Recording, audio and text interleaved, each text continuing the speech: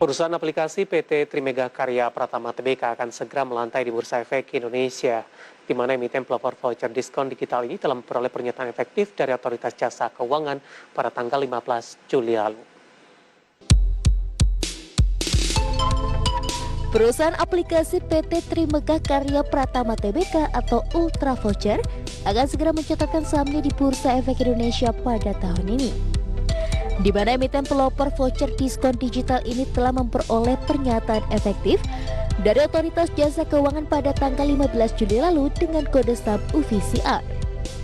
Direktur Utama PT Trimega Karya Pratama Tbk Hadi Kuswanto mengungkapkan bahwa nantinya pihak OJK akan menetapkan saham Ultra Voucher sebagai efek syariah, di mana manajemen menunjuk PT Mirai Aset Sekuritas Indonesia sebagai penjamin pelaksana emisi efek. Berdasarkan data prospektus perseroan akan melepas sebanyak 500 juta saham atau sebesar 25% dari modal yang ditempatkan dengan harga senilai Rp100 per saham. Dengan pencatatan saham kali ini, perusahaan ditargetkan dapat memperoleh dana hingga mencapai 50 miliar rupiah. Nantinya dana hasil IPO Ultra Voucher akan dialokasikan sekitar 36% untuk belanja modal termasuk pengembangan produk dan fitur. Lalu 34% untuk beban operasional termasuk penambahan sumber daya manusia, software, dan channel distribusi. Serta 30% untuk peningkatan modal kerja termasuk pembelian persediaan voucher. Berbagai sumber, IDX Channel.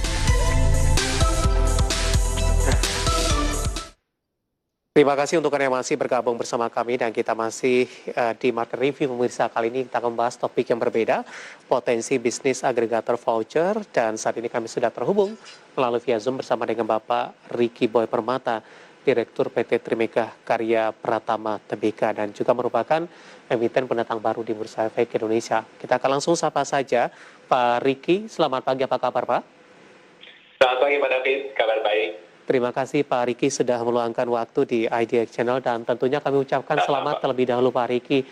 Mungkin setelah melalui proses yang cukup panjang di tengah pandemi, akhirnya PT Trimega Karya Pratama Tbk tercatat di Bursa Efek Indonesia. Pak Ricky, untuk mengawali perbincangan kita, saya ingin tahu lebih detail nih Pak secara fundamental. Ini bisnis voucher kan ini cukup banyak dan perkembangannya cukup pesat di Indonesia Pak Ricky. Sebenarnya bagaimana perkembangan bisnis dari PT Trimega Karya Pratama Tbk dan apa yang membedakan dengan bisnis voucher lainnya? Oke, terima kasih Pak David. Jadi memang kalau dilihat dari Ultra Voucher atau PT Trimega Karya Pratama, kita dari awal kali berdiri sebenarnya kita mulai tuh dari tahun 2015. Kita awalnya tuh bermulai dari bisnis konvensional, jadi awalnya itu kita engage ke MAP, Carrefour, Indomaret, lalu kita juga menjualan voucher fisik mereka. Lalu dimulai tahun 2017 kita melihat nih, kan mulai trennya ke arah tren perusahaan digital. Waktu itu memang belum banyak, yang mulai terkenal itu adalah Tokopedia dan Gojek dan Grab. Nah, dari situ makanya kita melihat sebenarnya saya dan Pak Hadi, founder kita melihat ada potensi bagaimana kalau voucher ini ternyata kita buatnya dalam bentuk digital. Jadi biasanya kalau customer itu bawa voucher fisik, kadang-kadang ketinggalan, kadang-kadang lupa, rusak, robek, atau voucher itu kan ada expirednya ya. Nah, kadang-kadang mereka ternyata lupa melihat expirednya itu sudah lewat. Nah, makanya berangkat dari situ, makanya kita keluar 2017, kita bentuk dalam bentuk voucher digital dalam sebuah perusahaan PT Trimega Karya Pratama. Ya, puji Tuhan sekarang kita sudah berhasil melantai di bursa dan kita sampai sejauh ini berhasil membukukan transaksi, revenue, dan profit yang selalu positif dari tahun ke tahun. Bahkan dari tahun ke tahun profit tersebut juga selalu meningkat. Jadi dari tahun ke tahun profitnya bertambah, dan bertambah. Jadi sampai sejauh ini kalau kita lihat voucher kita berbeda dengan yang lain adalah voucher ini adalah voucher belanja. Oke. Dan betul, jadi cukup banyak kategorinya Pak. Apa saja itu Pak Ricky? Ya, jadi kalau bilang kategori ya, yang cukup banyak itu kita lihat pasti voucher-voucher belanja ya, kayak voucher retail seperti Carrefour, Alfamart, Indomaret, MAP itu kita ada. Tapi sebenarnya mulai dari 2017 itu kita awalnya dari voucher retail, kita masuknya ke voucher-voucher lainnya seperti voucher makanan, restoran, dan sebagainya. Bahkan sekarang itu kita sudah ada voucher-voucher seperti voucher investasi, voucher mau beli emas, voucher mau beli reksadana.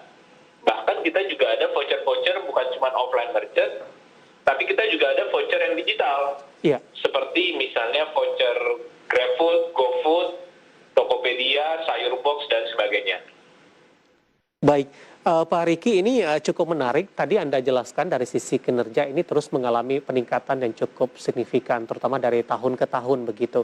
Adanya pandemi, Pak Riki, bagaimana dampaknya terhadap lini bisnis dari PT Trimega Karya Pratama Tbk ataupun dinamika dari bisnis agregator voucher ini dalam beberapa waktu terakhir, bagaimana perkembangannya?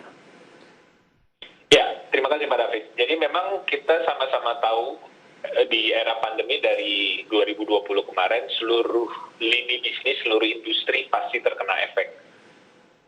Dan kita Ultra Voucher tetap berinovasi bagaimana caranya supaya selalu memaintain bahwa platform, transaksi, dan user tetap bisa mendapatkan value atau benefit dari Ultra Voucher ketika pandemi. Oke.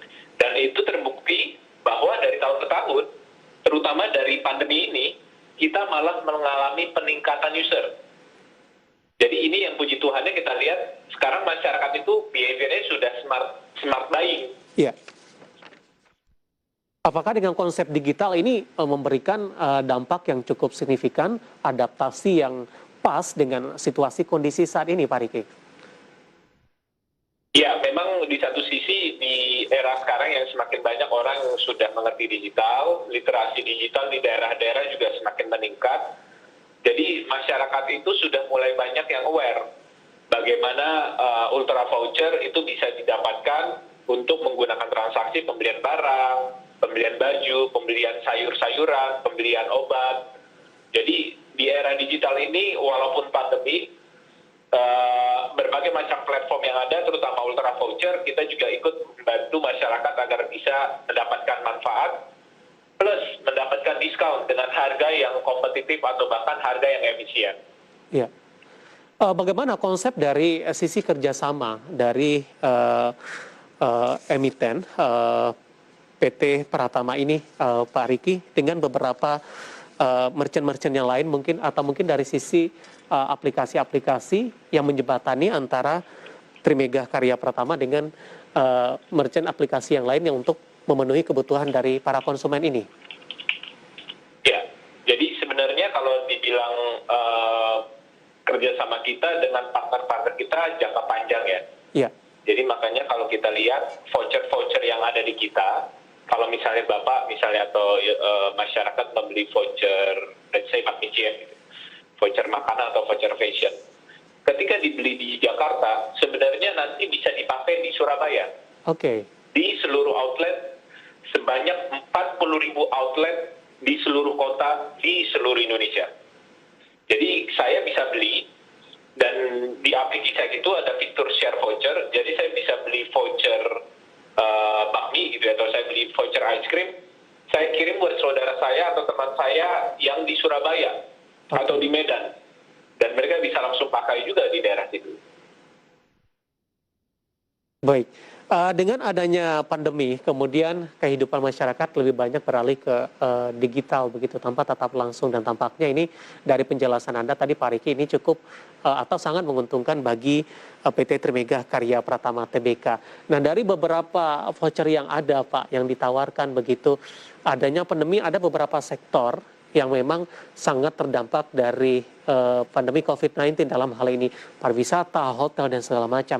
Tapi tampaknya makanan dan retail lebih mendominasi sampai sejauh ini, Pak. Betul, ya memang kita juga bersyukur pemerintah juga tetap membuka, walaupun memang kita tahu di kondisi pandemi ini ada beberapa hal yang tetap harus dijaga. Tapi kita bersyukur juga pemerintah tetap membuka bahwa ada cara yang tetap masih bisa dipergunakan. Iya. Misalnya pembelian makanan online, pembelian barang-barang via online, sehingga ini juga membantu masyarakat di di tengah pandemi tetap bisa mengakses pembelian barang, pembelian baju, makanan, dan sebagainya dengan mudah. Ditambah lagi dengan adanya Ultra Voucher, sebelum beli GrabFood, sebelum beli GoFood, sebelum belanja misalnya sayur box gitu, beli vouchernya dulu dengan harga diskon. Nah ini yang sebenarnya membuat masyarakat yang tadi kita bilang lebih smart buying. Behavior-nya bukan cuma dibeli voucher untuk dikasih ke saudara ya, tetapi behavior-nya sudah saya beli voucher untuk saya pakai sendiri. Baik, artinya kondisi ini juga akan memberikan dampak Pak Riki, terutama dari sisi jumlah merchant, kerjasama dengan Trimega Karya Pratama Tbk, ataupun juga dengan jumlah downloadernya sampai sejauh ini. Betul, betul sekali Pak. Jadi kalau dibilang downloader aplikasi kita, per sekarang mungkin sudah 250.000 mendekati 300.000. Itu yang di aplikasi. Tapi kalau dilihat sebenarnya, Ultra Voucher sendiri bukan hanya ada di aplikasi. Kita merupakan platform yang mensupport platform-platform besar seperti e-commerce, banking, dan sebagainya. Sebagai contoh, jadi kalau misalnya partner e-commerce kita, ada Tokopedia, ada Shopee, ada Bukalapak, ada Lazada. Jadi kalau mereka membeli voucher, member Shopee, member Lazada, member Bukalapak mau beli voucher belanja, itu voucher-vouchernya itu disupport dan menggunakan backend services dari Ultra Voucher. Jadi bisa jadi atasnya nanti logo Shopee, atasnya logo Tokopedia, atau atasnya logo Bank BNI, tapi bawahnya tetap powered by Ultra Voucher. Jadi sebenarnya ini yang kita bilang bahwa membernya Ultra Voucher bukan hanya 250.000 member aplikasi, tapi member kita juga adalah member 10 juta member Tokopedia, 10 juta member Shopee, 10 juta nasabah Bank BNI, 10 juta nasabah Bank Danamon, dan bank-bank lainnya. Jadi sebenarnya jumlah member kita juga sangat-sangat luas secara indirect aksesnya. Baik, Pak Riki, menarik, kita akan jeda terlebih dahulu. Di segmen selanjutnya nanti kita akan coba fokus pelaksanaan IPO, kemudian alokasi dana IPO digunakan untuk apa saja. Nanti kita akan lanjutkan dan pemirsa kami akan segera kembali sesaat lagi.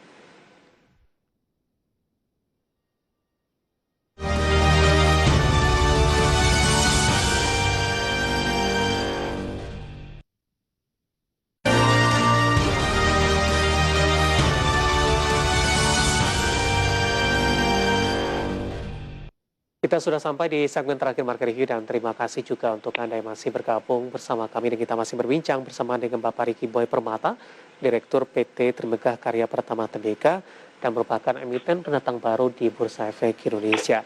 Pak Riki, kita lanjutkan kembali Pak. Ya, dalam mencari sumber pendanaan Pak Riki, cukup banyak alternatif bisa dilakukan. Salah satunya adalah dengan mendapatkan dana dari perbankan begitu. Apa yang mendorong PT Trimega Karya Pratama Tbk Pak untuk melakukan IPO di Bursa Efek Indonesia? Misinya hanya untuk mencari sumber pendanaan, ataupun mungkin ada faktor-faktor lain atau misi lain yang diemban oleh Trimega Karya Pratama? Ya, baik, terima kasih Pak David. Jadi memang betul sekali ada berbagai macam instrumen yang bisa untuk melakukan peningkatan dari perusahaan atau capital dari sebuah perusahaan. Ultra Voucher kita memilih IPO, kenapa? Karena kita juga melihat momentumnya perusahaan-perusahaan digital semakin berkembang lagi dan semakin dipercaya oleh masyarakat, terutama di Indonesia. Lalu kita melihat dengan fundamental Ultra Voucher yang sangat-sangat bagus, dari tahun ke tahun kita bisa menjaga profitabilitas, dan juga melihat bahwa ke depannya setelah IPO kita confident bahwa masyarakat semakin banyak yang mengenal.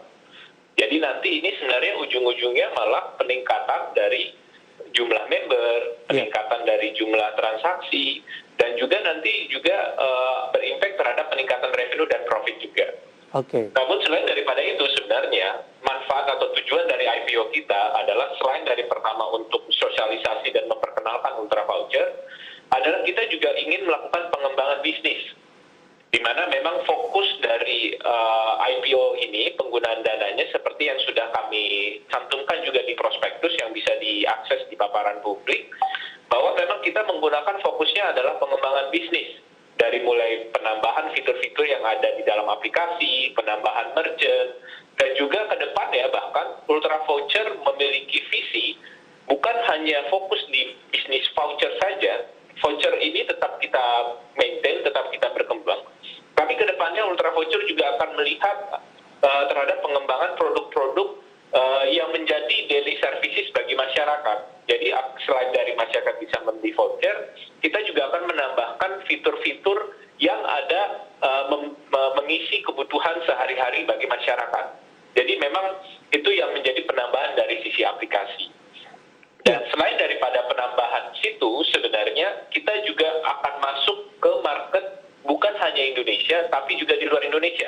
Nah ini yang sebenarnya membuat kita semakin confident bahwa Ultra Voucher ke depannya pasti akan lebih berkembang dan lebih baik lagi dari sisi transaksi, user, dan market reach-nya. Baik, dalam pemenuhan kebutuhan sehari-hari ini konsepnya seperti apa nanti Pak Riki? Ya, jadi pemenuhan sehari-hari kalau saat ini kan mungkin kita belanjanya hanya voucher ya. Jadi kalau belanja voucher memang sudah sehari-hari. Jadi saya misalnya mau makan kan karena pandemi saya pakai GrabFood atau GoFood. Jadi sehari-hari itu kita sudah pakai voucher. Mau belanjanya di GrabFood deh, beli vouchernya dulu. Mau belanjanya GoFood deh, beli voucher dulu. Saya mau beli obat di platform gitu, saya beli voucher dulu. Saya mau beli sayur, beli voucher dulu. Tetapi selain daripada itu nanti akan penambahan beberapa produk-produk yang selain dari voucher tetapi langsung kebutuhan-kebutuhan lainnya yang tanpa harus membeli voucher. Jadi akan bertambah lagi fitur-fitur tambahan baru yang memang ini akan memberikan manfaat bagi masyarakat, ditambah lagi dengan berbagai macam diskon dan promo yang sudah ada di dalam platform kita. Baik, kemudian juga akan melakukan ekspansi keluar dari Indonesia, apakah dengan konsep dan fitur yang sama, atau ada pengembangan dari sisi aspek lain, Pak Riki? Ya, jadi sebenarnya saat ini kan Ultra Voucher kita sudah banyak memiliki corporate customer. Seperti tadi contohnya Bank BNI, Bank Danamon. Tapi kita juga sudah memiliki corporate customer atau partner yang memang berasal dari luar negeri. Kita memiliki platform atau loyalty company dari Prancis, dari Amerika, dari Dubai, dari Singapura, yang cukup banyak yang masuk ke Indonesia untuk member mereka atau customer mereka yang presence-nya ada di Indonesia. Nah, ini yang makanya membuat kita menjadi, dan ini sangat sukses di Indonesia 2-3 tahun ini. Dan ini yang membuat mereka seperti contohnya ada Gift.com, Edenred, mereka adalah listed company kayak Edenred listed company di Prancis, dan ada Ogloba dan lainnya. Multinasional ini juga yang mengencourage kita, ayo bagaimana kalau kita membuat use case yang serupa tetapi di negara-negara lain, sehingga success story ini juga akan bisa diterapkan di negara-negara tersebut. Baik, dari pengembangan tadi, ekspansi akan dilakukan, ini cukup baik, kemudian juga dari sisi kinerja Anda katakan terus bertumbuh di tengah pandemi, justru dengan bisnis yang dijalankan, minat dari masyarakat, dengan adanya pembatasan ini cukup menguntungkan begitu. Kalau dari sisi tanggapan investor juga cukup baik tampaknya Pak Riki, kelebihan permintaan juga terjadi. Dari pandangan Anda, apa yang menjadi magnet PT Trimega Karya Pratama Tbk sehingga mendapatkan antusias yang cukup tinggi dari para masyarakat atau investor dalam hal ini? Ya, jadi memang yang pertama kita sangat terima kasih sekali kepada masyarakat dan kepada regulator dan para investor yang ikut memberikan support dan dukungan sehingga kita memiliki berhasil IPO dan memiliki kesuksesan di hari pertama ini dan harapannya di hari-hari selanjutnya. Jadi hal yang sangat memotivasi kami kepada para pimpinan dan kepada seluruh karyawan Ultra Voucher adalah bagaimana membuat basic dari perusahaan kita yang dari dulu sampai sekarang selalu kita lakukan, yaitu menjaga profitability perusahaan. Nah ini akan selalu kita pegang nih. Jadi dari 2017 sampai sekarang kita selalu konsisten profit. Gimana caranya kita tetap menjaga fundamental bisnis ini? Karena mungkin sekali lagi semuanya karena dukungan masyarakat, ditambah juga karena memang kita fundamentalnya baik dari sisi keuangan, dan memang kita adalah perusahaan digital gitu. Jadi di era digital ini banyak orang juga percaya perusahaan digital memiliki potensial growth yang sangat signifikan, dan itu memang sudah kita utarakan, termasuk kita mention di prospektus apa yang akan kita gunakan dari dana IPO ini. Baik, bisa dikasih bocoran tidak Pak Riki, tadi Anda katakan dari sisi kinerja ini terus mengalami peningkatan beberapa tahun terakhir. Di semester 1 atau di kuartal pertama 2021 sudah ada rilis belum, Pak?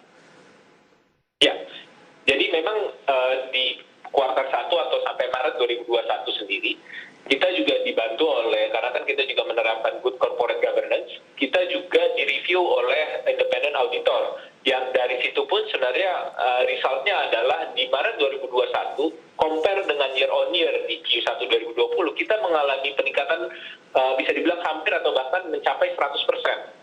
Dan itu yang kenapa kita bilang bahwa pandemi ini kita sangat tahu memang menantang bagi semua industri. Ultra Voucher juga membuat kita dari seluruh manajemen dan karyawan ekstra kreatif dan inovatif.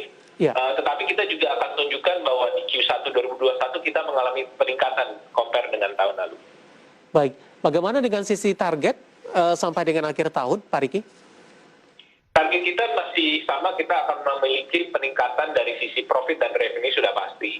Selain daripada itu juga kita memiliki target dari penambahan user dan active user, dan juga berbagai macam merchant-merchant tambahan yang akan memotivasi masyarakat, karena di saat IPO ini kita melihat ini menjadi kesempatan yang bagus, masyarakat lebih banyak yang tahu, terus masyarakat semakin banyak yang mendaftar, meregister, dan bertransaksi di Ultra Voucher karena memang mendapatkan manfaat. Mereka mendapatkan diskon sebelum belanja makanan, mendapatkan diskon sebelum beli sayur dan obat-obatan.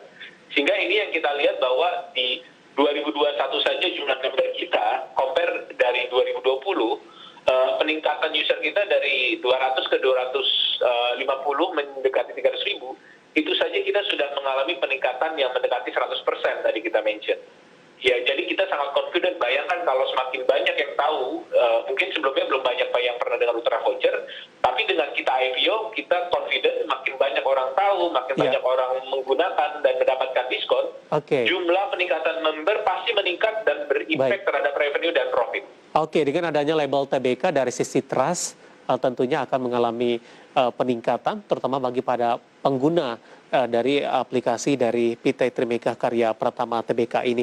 Dari posisi peta persaingan, Pak Riki, singkat saja, Pak. Ya, memang kalau dari sisi persaingan, bisnis Ultra Voucher itu sebenarnya kita bisa dibilang the first atau inisiator dan gift card atau voucher yang terbesar di Indonesia. Jadi voucher kita adalah voucher belanja, jadi voucher makanan, voucher restoran, voucher investasi, voucher e-commerce. Nah, itu sebabnya kenapa kita menyatakan kita adalah perusahaan gift card dan voucher pertama dan terbesar di Indonesia saat ini. Dan itu yang membuat kita secara competition kita memiliki gift card bisnis dari hulu ke hilir, dari voucher issuance atau production, voucher distribusi, dan voucher redemption. Nah, persaingan pasti ada. Nah, tetapi persaingan itu biasanya adanya di bagian voucher distribusi. Jadi kita kan ada di aplikasi, kita ada e-commerce, kita ada B2B dan reseller. Biasanya sih competition-nya itu per channel. Jadi misalnya di aplikasi kita compete dengan kompetitor X gitu misalnya. Tapi kalau di e-commerce perusahaan yang beda. Jadi sebenarnya kalau dilihat dari yang memegang 4 channel ini hanya Ultra Voucher saat ini di Indonesia. Baik. Pak Riki, waktu kita cukup terbatas, Pak. Terima kasih sudah bergabung bersama kami dan semoga kita bahas bisa menjadi referensi, terutama bagi pemirsa Idea Channel yang sudah masuk ataupun yang mau ambil posisi untuk saham PT Trimegah Karya Pratama TBK. Pak Riki, terima kasih. Sehat selalu, Pak. Terima kasih. Sehat selalu, Pak David. Terima kasih ada Bapak Riki Boy Permata, Direktur PT Trimegah Karya Pratama TBK. Dan perbincangan tadi sekaligus pemirsa mengakhir kebersamaan kita di Market Review kali ini. Dan selalu menerapkan 3M, memakai masker, menjaga jarak, dan menjauhi kerumunan, mencuci tangan dengan sabun di air yang mengalir. Saya David Sanovo dan seluruh rekan kerja yang bertugas mengucapkan terima kasih. Sampai berjumpa kembali.